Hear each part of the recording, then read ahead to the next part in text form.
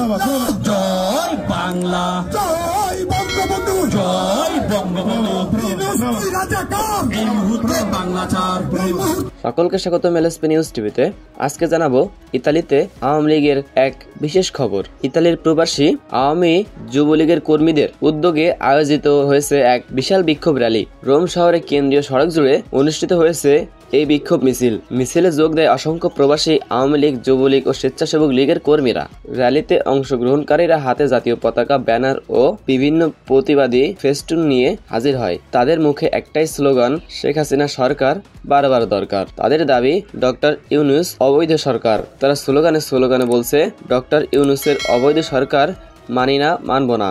মিছিলের মধ্যে তার এক আশ্চর্যকর ঘটনা ঘটিয়ে ফেলে। তারা ডক্টর ইউনূসের এক বিশাল ছবি বানিয়ে তাতে এক বিক্ষিপ্তভাবে জুতা মারতে থাকে। এ যেন এক বাস্তব চিত্রের মতো বিশাল কাহিনী। আসলেই কি মানুষ ডক্টর ইউনূসের এই সরকার পরিচালনা কার্যক্রমে সুখী নয়?